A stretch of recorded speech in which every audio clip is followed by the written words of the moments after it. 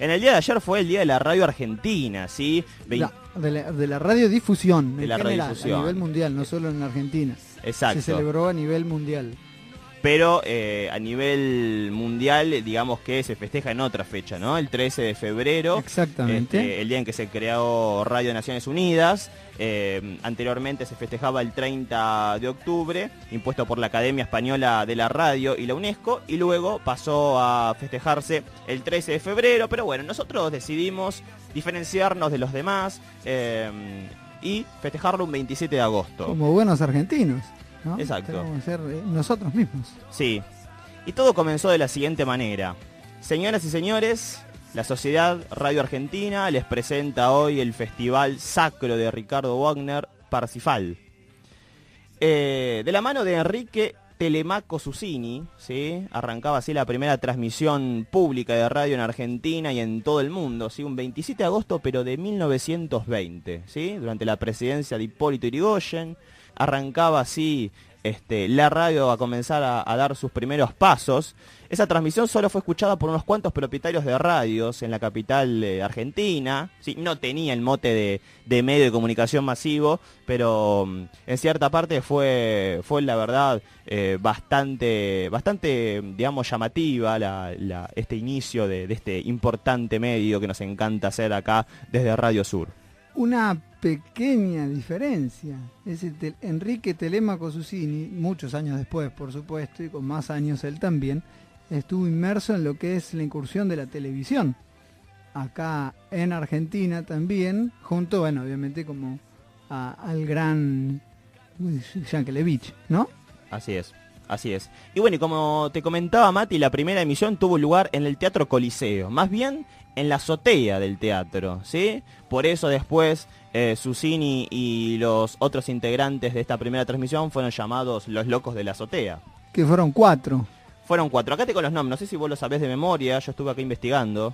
A ver. César Guerrico, Luis Romero Carranza y Miguel Mujica, ¿sí? Junto con Telemaco Susini, ¿sí?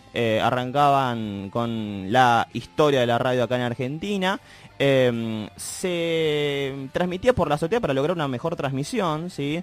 Y la ópera Parsifal del músico Richard Wagner fue la pieza emitida durante aquel histórico 27 de agosto. ¿Sí? Recordemos que originalmente era solo música, no sé, esto que estamos haciendo nosotros hoy no existía, no daban noticias, no se daba nada, solo se transmitía música. Y recordemos también que los aparatos receptores de esa onda eran muy precarios. Muy precarios, ¿no? es verdad. Y eran muy pocos. Existía la radio a válvulas, ¿no? Eso muchos años después, en realidad. Claro, pero acá, sí. Acá tengo un comentario anecdótico de María Susini, que es la sobrina nieta del gran Telemaco, ¿sí? La esposa de Facundo Arán. Exacto, sí. Dijo que el día de la primera transmisión compraron válvulas al por mayor y le agotaron el stock al ferretero, que preguntó intrigado qué locura estaban por hacer. Bueno, no sé si le habrán respondido Telemaco y sus amigos que estaban por hacer historia, ¿no? Acá tengo un pequeño dato, ¿no? La radio a válvula son receptores que se fabricaron después de la radio a galena, ¿sí? El empleo de la válvula triodo y sus posteriores evoluciones permitieron mejorar los receptores de radio y durante mucho tiempo se utilizaron estas válvulas en todas las radios hasta que se inventó el famoso transistor. Y que justamente lo que tenía era que tardaba muchísimo en calentar, digamos, esos transistores, esas válvulas, hasta que, bueno, enganchaba con, digamos, la onda de la radio, vos podías escuchar recién ahí la audición, como se decía en aquel entonces, o el programa que vos quisieras. Claro, sí, yo estuve leyendo un poco de cómo es el proceso de transmisión, es muy complejo, difícil de entender, ¿no?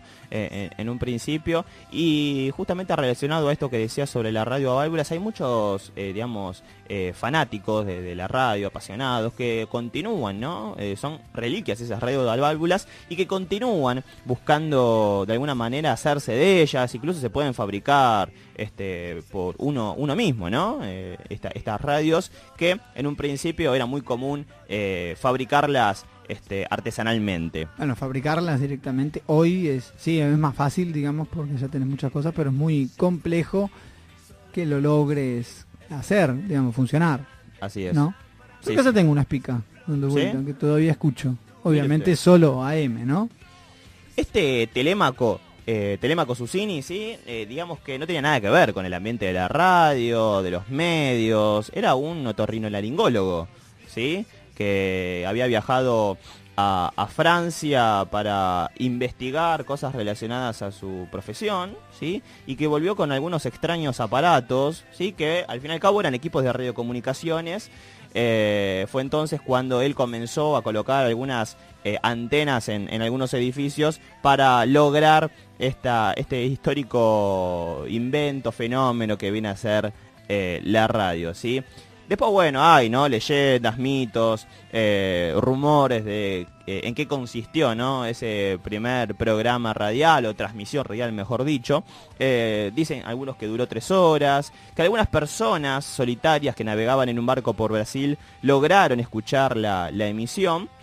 Y como veníamos diciendo anteriormente, sí, que se festeja un 27 de agosto acá en Argentina, a pesar de que en el mundo está fijado para el 13 de febrero.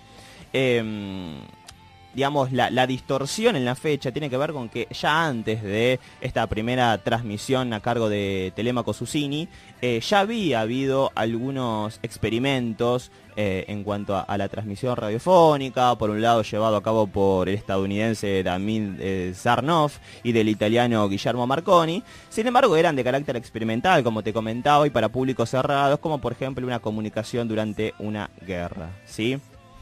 Exactamente, por eso mismo es lo que aquí sucedió y que estabas narrando vos muy bien, Fede, tuvo justamente continuidad en el tiempo y además